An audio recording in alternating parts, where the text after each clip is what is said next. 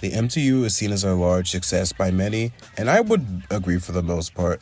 It brought B-list characters into the top tier characters they are today, made multiple actors' careers, created a spectacular yet annoying fan base, and most impressively, showed the world that the cinematic universe can work. Looking at you, DCEU, and the fucking start of the Sega cinematic universe.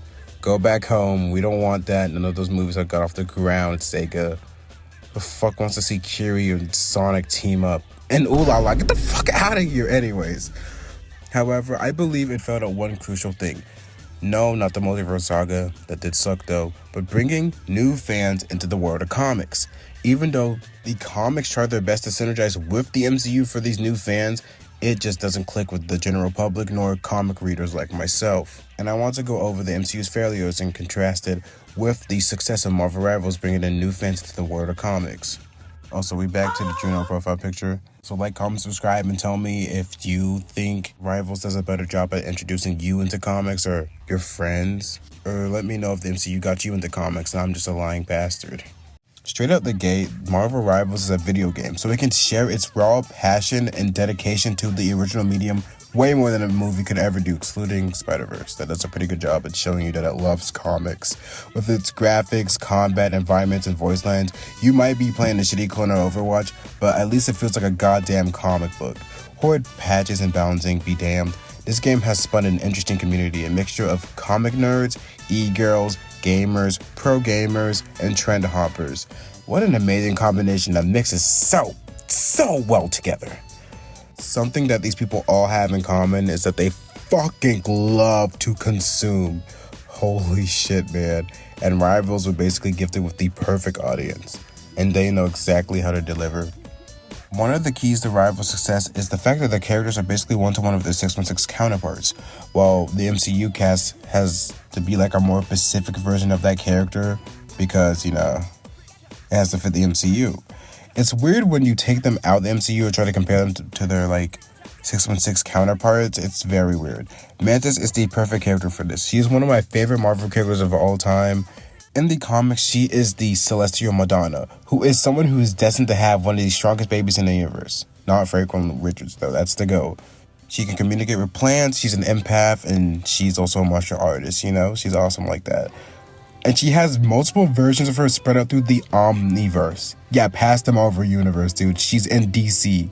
Well, used to. They all combined into one character, not too long ago, I'm pretty sure. But her MCU counterpart is kind of just the empath and martial arts part, and that's kind of it. We don't really see her, do stuff with life. I don't remember. I have to rewatch the MCU movies. I'm sorry. So she's related to Peter for whatever reason. I think it's because they have the same dad. I always find that stupid. And it's is she still Vietnamese? If not, that's a big negative. And I assume she isn't because her actor is not Vietnamese. They really just casted an Asian woman. I'm sorry, James Gunn. That was one of your biggest misses, man. With all that being said, why the hell would an MCU Mantis fan read the comics? What are you getting out of them? That's objectively not the same character. Those are two different characters. Not that there's anything wrong with that. I guess if you like the core for being a martial artist and being an empath, you'd probably like the comics, but she plays more of a supporting role, especially after all the bullshit with her arcs and all of her forms combining into one character. She's kind of there now, which is a shame because I love her older comics. That's where she's the most different. It's kind of like Power Girl versus Supergirl. They're not the same character, but they're the same person. They have the same core, essentially. There's so many weird differences between the MCU and 616 characters that I get why you wouldn't read the comics if you're fond of an MCU character. They're just not the same person, But that's the adventures of Rivals, because they're so 616-ish. You could pick up a 616 comic because you like a Rivals character, or even a one-shot, or even a black label. I forget what Marvel calls their black labels, Elseworlds, I think. And it's just like the character from the video game. No contrivances, no nothing. And it's easier for the writers. They can just rip the personalities that have been building for 60 plus years for some of these characters. It's not that hard. The MCU, they have to rewrite these characters to fit the MCU, make them more grounded and unique or whatever. It's a new fresh take. And the Russo brothers think Uncle Ben dying because of Peter Parker is not an important part of Spider-Man.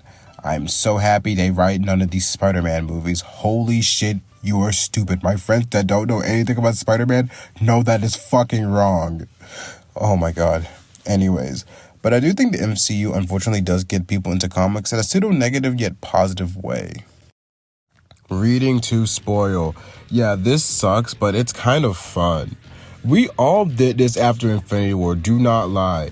It was so fun to find out that Thanos is actually a simp in the comics for death, or that Nebula was supposed to snap instead of Tony. However, this just doesn't get people into comics.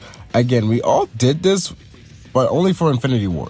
And we only bought the Infinity War comics. Some of us bought some standalone Thanos comics too, but that's kind of it. Because, like, comics are pricey. So people even fucking pirated the comic, you know? And didn't even contribute to, like, the comic ecosystem. Which makes sense because they're only doing it for one reason, the MCU. And ever since Endgame, the MCU was like, yeah, we're basically never going to be like the comics again. And they honestly have kind of stuck to that. They were going to do King the Conqueror, and it would have went back to being like the comics, but a nigga got to put his hands on a woman, and now that's not happening. So this style of reading has basically crashed and burned. Even if these projects have the same name, they're not going to be anything like the comics. I think that's the funniest shit ever. How are we going to do Vision Quest? How is Jocasta going to show up? She won't show up. Fuck you, man.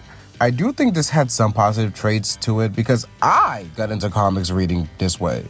Unfortunately.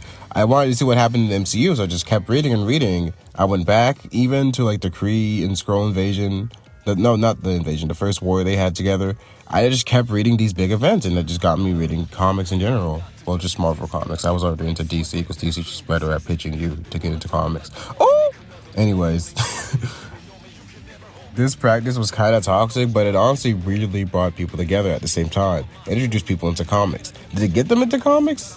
Kind of. I'm an example of that, but others just didn't get into comics because of this. But no. It's still better than like forcing it down people's faces or, you know, just not getting them into them at all. It's a good attempt. And I think they should do this again. They should make closer movies to the comics so it could get people who read the comics into the movies to see the differences and get the general public to read the comics to see the differences. Okay, let's get corporate here. The most important part of all of this is the money. Rivals is a 6v6 live service game. It makes money. Mainly through skins. With these skins, people are introduced into alternate versions of the characters. And these alternate versions are arguably easier to get into since they have their own separate comic runs, which are normally really short. These skins then lead people to actually read the comics based on the skin, and the money flows in. Within Rivals, Marvel also promotes Marvel Unlimited. Basically Netflix for like Marvel comics. It's kind of gross, but it's genius. You give them the skin, give them the website to go to, and then they go to the website and read the comic. It's fucking crazy. You literally cannot hook people like this with movies. Hey, it's me, Captain America, and I want you to read my comic, little nigga.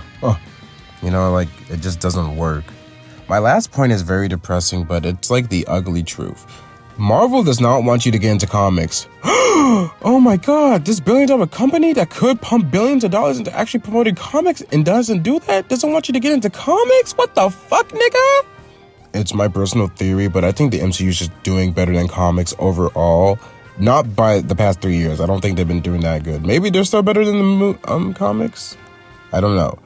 Why do you think the comics have to synergize with the movies and the movies don't like synergize with the comics? There's no like cross promotion. It's only a one-way promotion to the movies from the comics. It's weird. So I lied at the beginning. I know it's not actually to get people into comics. It's to get comic readers into the movies because they know we don't like this fucking shit, nigga. Damn.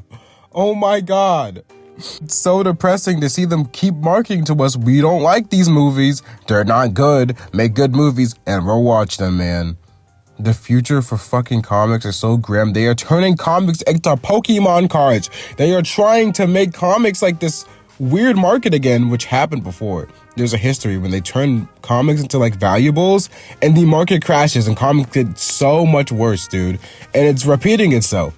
Please stop turning them into Pokemon cards. They are art, man. Let them be art. The future of Marvel Comics especially is so fucking grim. Ben Grimm, haha. But we have Rivals, and maybe it will show Marvel that people are interested in comics in the worlds they inhabit. Because the MCU just doesn't do that for people. It wants you to only be into the MCU because it's more lucrative, you know? There's more side projects, there's more toys for the MCU. But only time can tell. I'm really depressed now. This video was made really quick, but I wanted to get something out because I saw that comic book Drake video and I really want to make another video about comics. I haven't in a while, ever since my Spider-Man video, which was like almost 2 years ago. Yikes.